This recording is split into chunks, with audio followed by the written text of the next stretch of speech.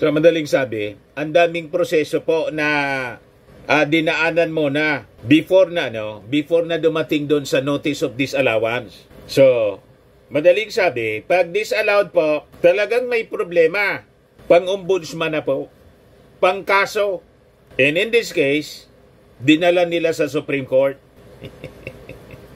Alams na mga kababayan, talagang may nakita pong irregularity. Mali yung paggamit ng pondo. Yan ang lumalabas po dito sa investigasyon ng Congress.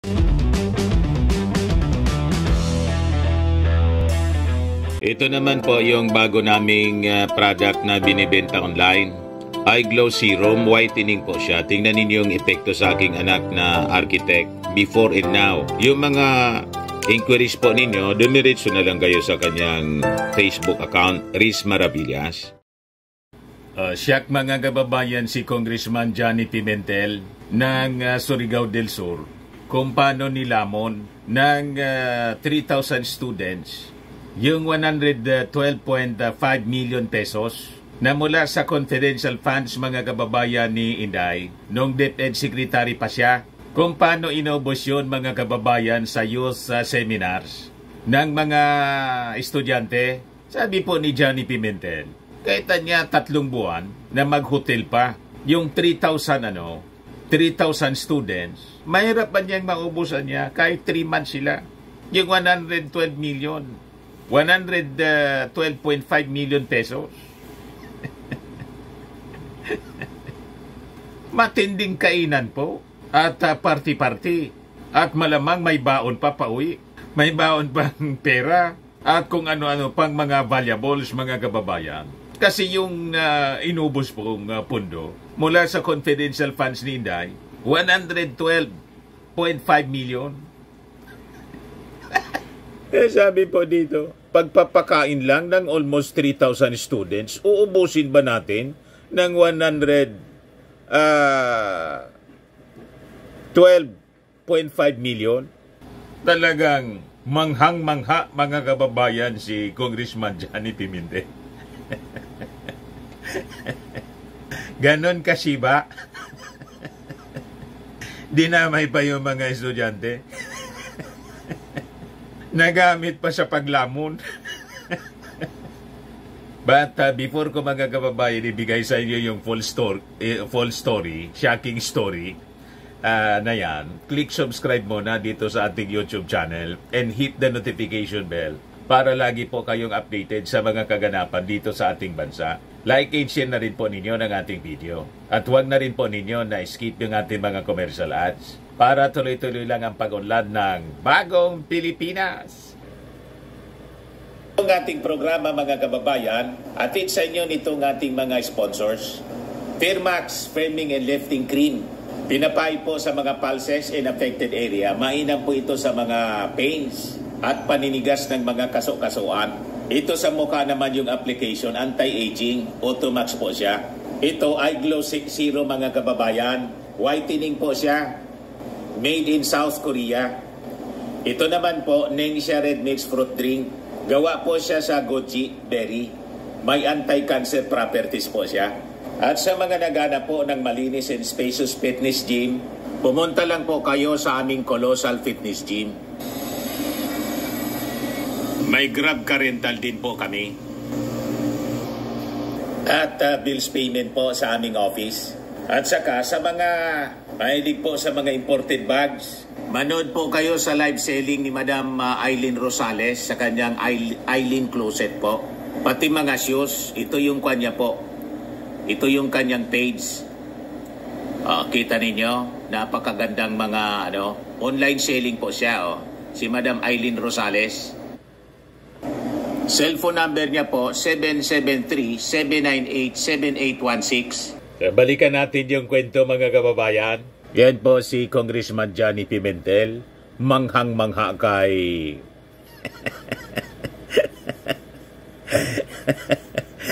kung paano mga kababayan nilamon ang 112.5 million pesos sa pagpapakain ng 3,000 students. Kaya sabi rito, Surigao del Sur Congressman Johnny Pimentel raised concerns over the use of 112.5 million pesos in confidential funds by the Department of Education under former Education Secretary Vice President Sara Duterte for youth seminars. Nagpa-seminar po si Inday. Ang participants, 3,000 man lang po. Sabi ni Pimentel, kita niya siguro 3 months, mag-hotel pa niya sila. Hindi maubos. Paano niya inubos? Paano niya inubos ng ganon kabilis? Matindi po ang mga nadiscover ng Committee on Good Governance in Public Accountability.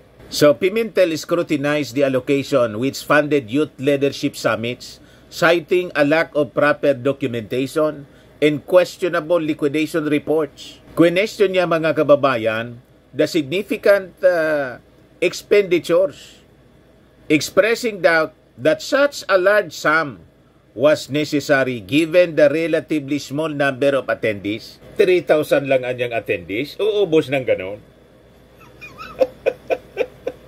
Talagang matindi po yung salamangka na ginawa po sa Pondo ni Inday. Pimentel pointed out that audit reports from the Commission on Audit Anya flag issues with cash advances in liquidation reports related to the summits, noting the absence of receipts and photographic evidence to justify the costs. Walang resibo po. Kwento-kwento lang siya siguro mga kababayan. Kaya hindi matahimik po yung Congress ngayon. Matinding paglalamang mga kababayan sa pera ng bayan.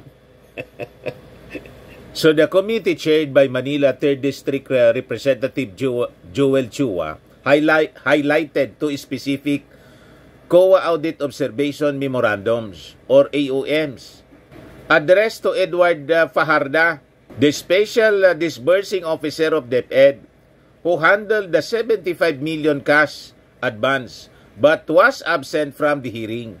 Pinagbabawalan po ni Inda yung mga dating official niya sa DepEd. Pati sa Office of the Vice President, ayaw mag-isa, ayaw matanong.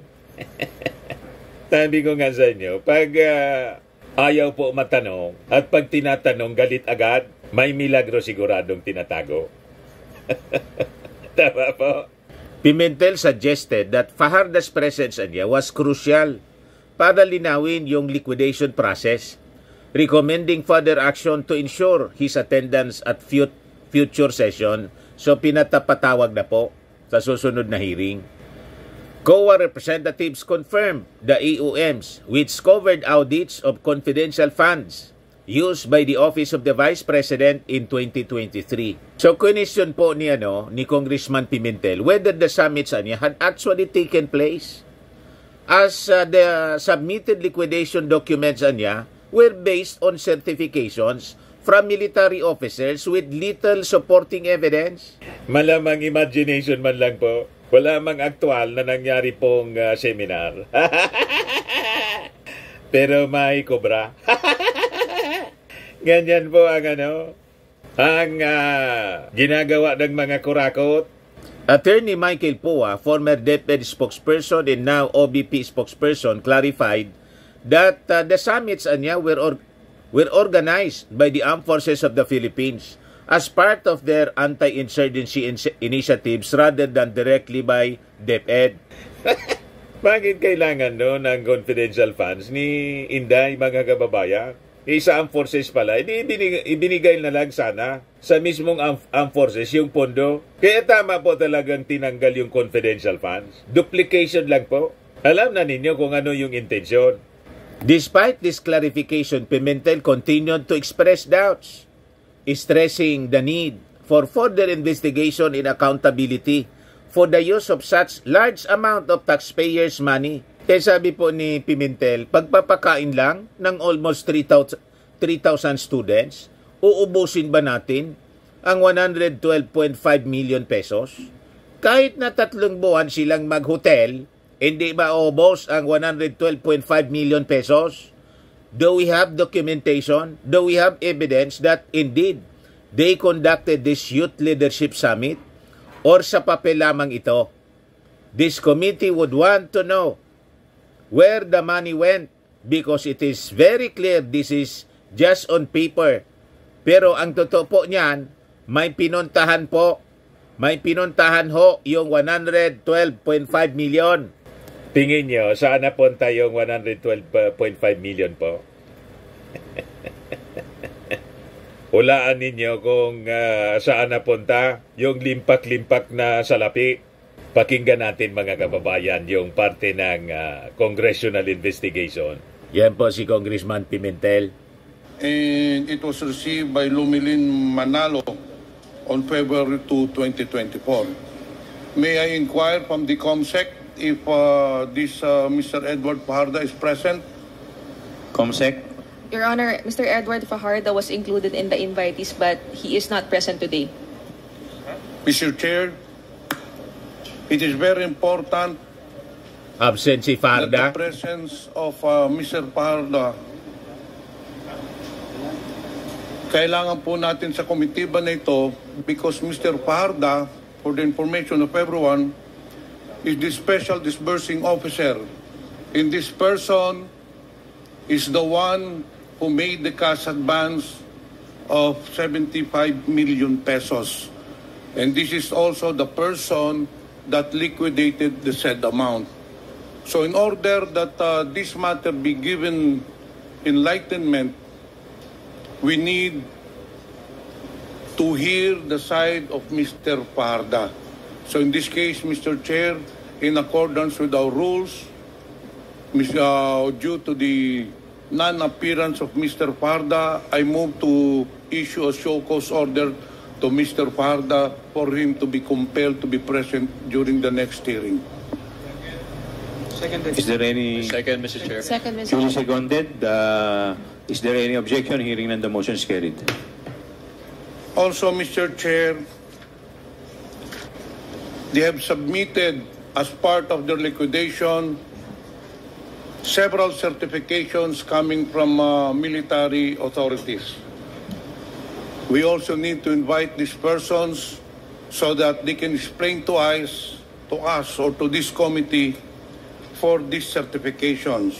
One is Colonel Manaros Buransing, Philippine Army. The other one is Lieutenant Colonel Magtanggol Panopio of the Philippine Army. The other one is Major General Adonis Bahao, which I will explain later on why their presence is badly needed or very important in this committee. Since Mr. Fajarda is not around and I'd like to ask questions regarding this AOM, I'll now direct my questions to the COA, since it was signed by Ms. Nilda Plaras, the Assistant Commissioner Officer in charge. I believe that she is the one in charge in the liquidation of the intelligence funds being disbursed to the different agencies. May tanong po ako sa COA and I'd like to know who could answer. Ito ba ay totoo ba itong AOM na pinadala ninyo? Dalawang AOM to. February 2 at saka August 9 of the same year. Who will respond? Attorney Gloria, please respond. Mr. Chair, yung isa po ay February 1, 2024 and yung isa po ay August 8, 2024. Ang tanong ko po, Attorney... Received po pala ng August 9. Yes. Ang tanong ko po, Attorney, ito ba ay same subject matter? All different AOMs itong pinadala ninyo? Magkaiba po sila, Mr. Chair. Yung isa po ang covered na period ay July 12 to September 29 of 2023 and yung isa po ay February 22, June 29 of 2023. But this pertains also to the same cash advance of 35 million pesos. Dalawang cheque po yun. Isang 37.5 million and then isang cheque na naman 37.5 million. Ito yung sa first AOM, hindi ba? Tama po, Mr. Chair. Okay, itong sa pangalawang AOM, ano ba ito? 37.5 million din, Mr. Chair. It is for confidential fund po ng July 2. So magkano September ng total natin lahat? 112 million? Or magkano total? So in short, 100. para lang maliwanagan tayo, ano? So yung February 1, dalawang 37.5 million, di po ba? Yung August 9 or August 8, isang 37.5 million. So nagtototal na po siya ng 107.5 million. Ganun po ba? 112. No. Again, balik tayo sa arithmetic natin. Yung first na AOM nyo, dalawang 37.5.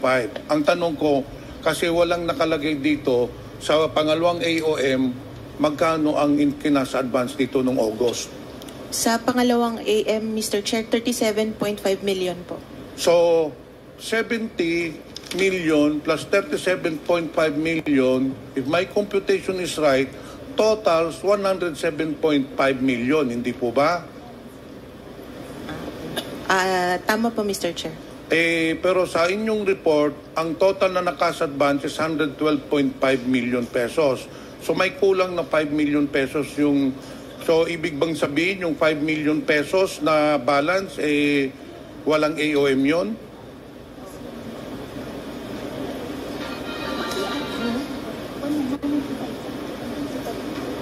Mr. Chair, 112,500 po ang total. Magkano? 112.5 million. Kaya nga, pero kinumpute na natin yung dalawang AOM eh. So totals only 107.5 million. Saan yung kulang na 5 million? May AOM din ba yon o wala? Mr. Chair, ang 37.5 million times 3 po ay 112.5. Hindi tayo magtutugma. Ulitin ko po. Meron ka ba kayong copy?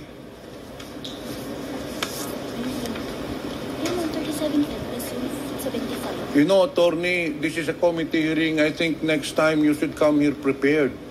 You should do your homework. No offense meant, pero para maliwanagan po tayo. Dalawa ho ang AOM ninyo. Ulitin ko po.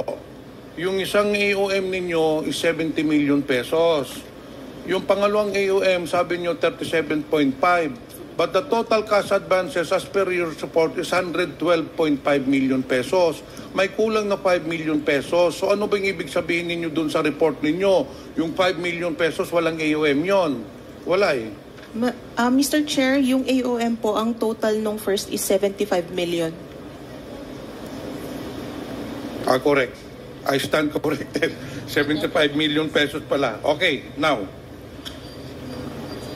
Para maintindihan ng mga nanonood, ng mga tao dito na simpleng kababayan lang po natin, ano ba ang ibig sabihin ng Audit Observation Memorandum? Ako na lang muna. Tell me if I'm correct or if I'm wrong.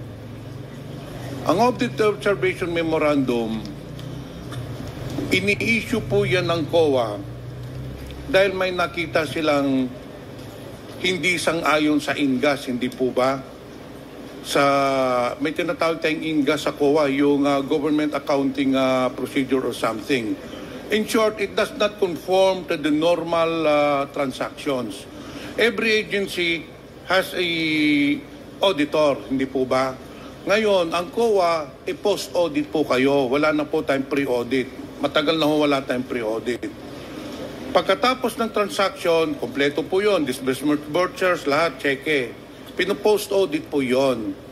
If you see something is wrong with the transaction, kung makita ninyong may red flag, hindi po ba nag-i-issue kayo ng AOM? Tama po, Mr. Chair. Okay. After the issuance of AOM, Kaya po natin ini-issue yung AOM so that the agency concerned with regards to the transaction is given the opportunity na sagutin, hindi po ba? Kaya sinasabi nyo, itong nakita namin, mga mali po ito, binibigyan ng agency ng panahon para sumagot, hindi po ba? Tama po, Mr. Chair. Now, pag sumagot sila, pag nakita ninyong it does not conform to the normal accounting procedures of the government, pag nakuha na ninyo yung sagot, yung justification niya, pero it does not satisfy the COA, nakita pa rin yung may red flag, ano po ang sunod na hakbang? Mr. Chair, i-issue po kami ng notice of suspension sa ICFAO po. Okay, nag-issue na tayong notice of suspension. After ng notice of suspension ba, the agency is given another opportunity to reply? Yes, Mr. Chair, they are given 90 days po. They are given 90 days after the of the notice of suspension, hindi po ba? Tama po. Okay. Now, after 90 days, after they have submitted their justification, again, if you're still not satisfied, if you think the transaction is still illegal, nag-i-issue na po kayo ng notice of disallowance, hindi po ba? Tama po, Mr. Chair. Ano ang prescription ng notice of disallowance? Hindi po ba hanggang 6 months lang yon? 6 months po yung time from receipt, yung time nila for them to ask for a reconsideration, hindi po ba? To appeal pa lang po. To po. appeal, okay. But both the same, to appeal or to reconsider. If their appeal is denied, umaangat na po yun sa ombudsman, hindi ba? For their perusal, hindi pa ba? Mr. Chair, sa Supreme Court na po. Anyway, hindi pa man lang tayo mamabot doon. Dito tayo sa Audit Observation Memorandum. Unahin po natin yung 75 million pesos. This covered the... So, madaling sabi, ang daming proseso po na dinaanan mo na before na dumating doon sa notice of disallowance. So, madaling sabi, pag disallowed po, talagang may problema. Pang-ombudsman na po, pang-kaso. And in this case, dinala nila sa Supreme Court.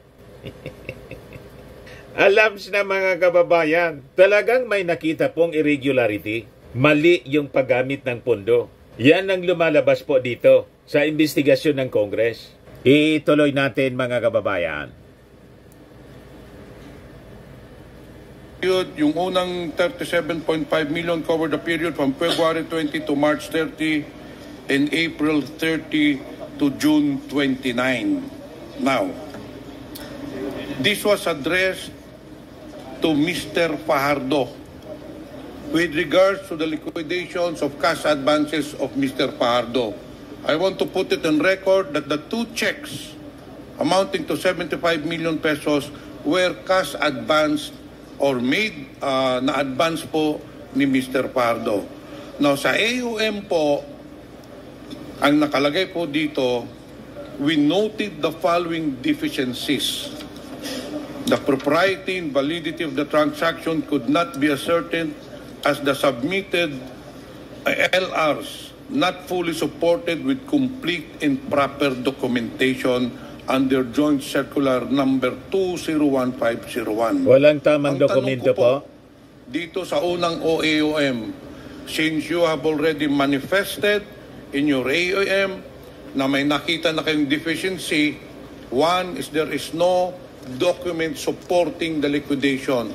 Ang tanong ko po, nakasubmit na po ba sila ng supporting documents? Nakasubmit po sila, Mr. Chair.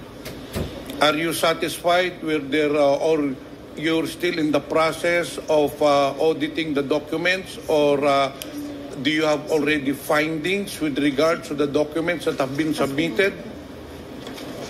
Meron na po ba tayong findings?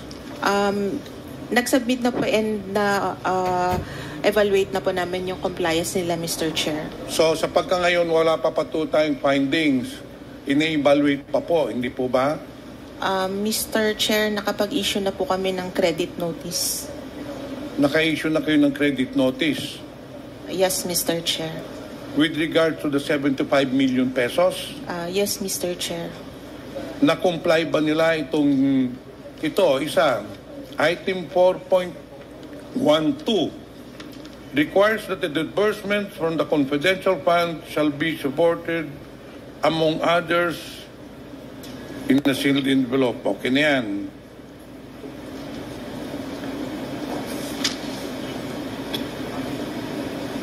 Dito tayo sa yung accomplishments. Yung counterinsurgency program, payment of incentives or traveling relative to the confidential operations. Did you also issue credit notice to this? Mr. Chair, the credit notice is for the entire AOM po. But why would you issue a credit notice when in fact, in accordance with the joint circular, it is very clear that intelligence and confidential funds traveling expenses are not allowed? Part of their compliance is they've explained that it was for actually for transport for operation expenses. So you issued a credit notice for the entire 75 million pesos? Yes, Mr. Chair. Okay, dito tayo sa pangalawa. Yung August 8. Again, the same findings. This is with regards to 37.5 million. May I know the status of this? Mr. Chair, as to the second, the AOM number 2024-171, we received their compliance on August 27, 2024, and the audit of the evaluation of their compliance is still ongoing, Mr. Chair. So you're still evaluating it? Yes, Mr. Chair. Ganun din po ang nakalagay dito. The proprietor sanction could not be ascertained as the submitted LRs were not fully supported with complete and proper documentation. Ito ba ay pinatutunayan mo na may mga dokumento na? Mr. Chair, may information po ako na nag-submit po na po sila ng compliance. But since ako po ang nagre-review ng audit, hindi pa po na-submit sa akin for review. Wala ba kayong nakikita dito sa findings ninyo na labag sa batas o labag dun sa joint circular? On paragraph 5, nakalagay po dito, the confidential funds shall be used only for confidential expenses, including purchase of information, blah, blah, blah, blah. Ngayon, ito yung analysis ninyo. Analysis of the submitted accomplishment report revealed that the amount of 2,540,000 pesos was used for the purchase of information relative to car loan scams whose victims are mostly personnel of the Department of Education.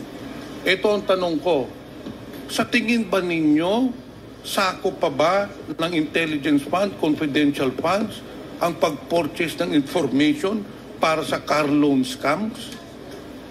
Mr. Chair, that is why it is in the audit observation memorandum po kasi wala po siya sa mandate ng DepEd and so wala din po siya sa allowed na confidential expenses. Yes. Red flag dito ulit. Rin sa ninyo, ito dapat talagang pagtuunan ninyo ng pansin. Kasi kayo mismo nag-issue ng AOM, dito sa paragraph 5, based on your AOM, sinabi na ninyo, these expenses do not fall under item 4.81 of the joint circular, nor are intended to support the mandate operations of the Department of Education as defined under item 3.9 of the joint circular. Thus, Mr. Chair, very clear, the same should not be charged against the confidential fund of the agency. So very clear po, kayo na po nagsabi na hindi pwedeng i-charge itong pag-purchase ng information with regards to the car loan scams. Ano ba ang koneksyon ng purchase information supposedly for intelligence gathering para sinasabi ninyo na para sa hindi madala yung mga bata, mga estudyante, hindi ma-influence ng mga NPA. Wala namang NPA dito sa car loan scams, ha? So, this will be noted and hopefully, you'll really be diligent in your issuance of. Because as for me, I am not an auditor, at trabaho ninyo yan, pero nakikita ko na ito, this should fall under the notice of suspension. Very clear ho yan, attorney. Kailangan ho i-suspend po yan because it does not fall within the mandate of the operations of the Department of Education and it does not conform to the joint circular of the DILG number 201501. Ngayon, Madam Attorney, dito mo naman po tayo.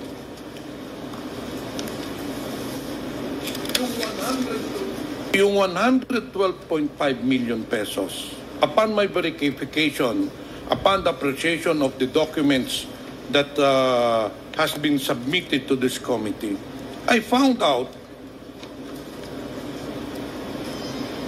most, if not all, of the 112.5 million pesos were used in the Youth Leadership Summit. Doon po ginamit. Ano ba itong Youth Leadership Summit? And that is why we need the presence of Mr. Parda. Kung ito ba ipasok doon sa joint circular, tignan ho ninyo.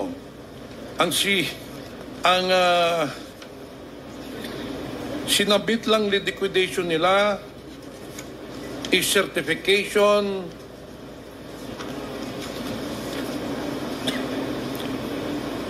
from the different military authorities. Kaya we need to know whether this is documented, kung totoo ba talaga na ito ay nag-conduct sila ng Youth Leadership Summit. Ito, babasahin ko po isang certification. This is to certify that the 1st Infantry Tabak Division has conducted 8 activities for the Youth Leadership Summit with 531 participants. Do we have documentation? Do we have evidences that indeed they conducted this Youth Leadership Summit, or sa papel lamang ito? Because we have no way to verify whether ginawa po nila ito. Patapusin lang ho ninyo ako. Meron naman po dito. Doon naman kay Lieutenant Colonel Panupio. This is to certify that 205 youth students from different schools, again, conducted the Youth Leadership Summit. Itong pangatlo po, si Adonis Bahao, Major General.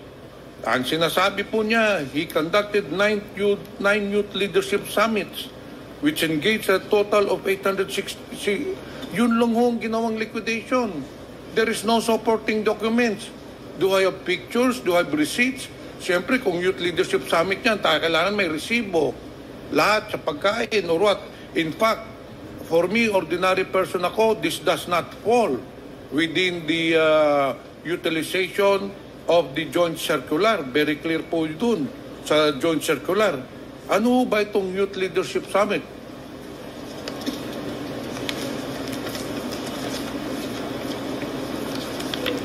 Mr. Chair, ang confidential funds po kasi is undertaken to help the agencies accomplish their mandates po. May inquire from Attorney Puwa. Attorney ka ba? Yes, Abogado. Mr. Chair. Mr. Chair. Attorney Puwa, you are recognized. You are with DepEd dun sa pag-conduct nitong Youth Leadership Summit. Pwede mo bang paki-explain dito ano ba itong Youth Leadership Summit? Kasi halos lahat, kung hindi man lahat ng 112 million pesos, doon gigamit sa Youth Leadership Summit. Opo. Mr. Chair, Yes, Attorney po. Yung Youth Leadership Summit, sa pagkakaintindi ko po, because even if I'm not the STO, or so I have no operational knowledge mismo dun sa detalye ng confidential funds, but I was the one who, as I'm sure you know, I was the one who signed yung response po dun sa AOM.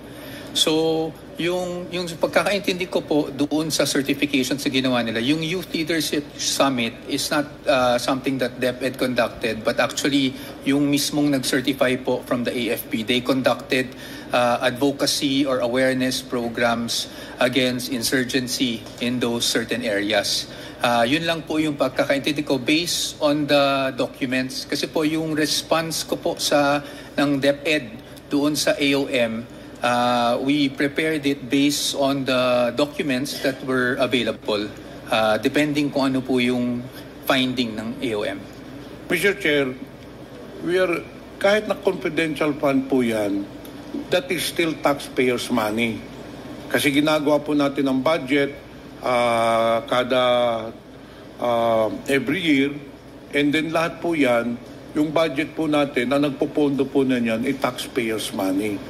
Mr. Chair, you can just imagine, Youth Leadership Summit lang ito, and the government spent 112 million pesos. Kahit kayo naman po siguro, mga auditor kayo, kung sino mang mga tao na nandito ngayon, napakalaking halaga naman po ang 112 million pesos para sa Youth Leadership Summit. E pagpalagay mo na lang, ang Youth Leadership Summit, 3 araw, 4 na araw, based dito sa certification, 200 participants. Magkano ba ang pagpapakain ng 200 participants? Yung isa, 800 participants. Abay, kahit na 3 buwan sila mag-hotel, hindi mauubos ang 112 million pesos. Kahit na 1,000 pakainin nila kada araw, hindi mauubos ang 112 million pesos. And that is why this committee would want where the money went, because it is very clear, this is just on Matindi paper. po. Pero ang totoo po niya, may pinuntahan ho yung 112 million pesos. Alam nyo ho yun. So, Mr. Chair, the key person to answer all those questions is si Mr. Edward Fajarda. Siya ang nag-cash advance, siya rin ang nag-liquidate. So, let us ask him, paano nangyari yung, to explain to us, 112 million pesos.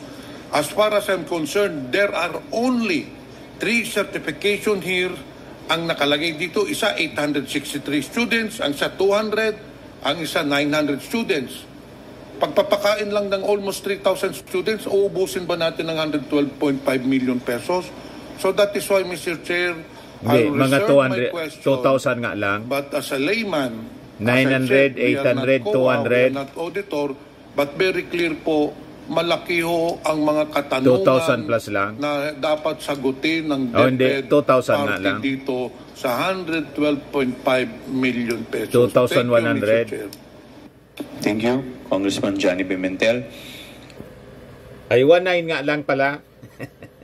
900 students plus 800 plus 200. O, 1,000 1,900 students. Hindi man 3,000. Pero, siyempre, sabi niya, hindi naman niya kinumpyo talaga. More or less, 3,000, sabi ni Pimentel. Kahit 3 months niya mag-hotel sila, hindi maubos 112.5 million.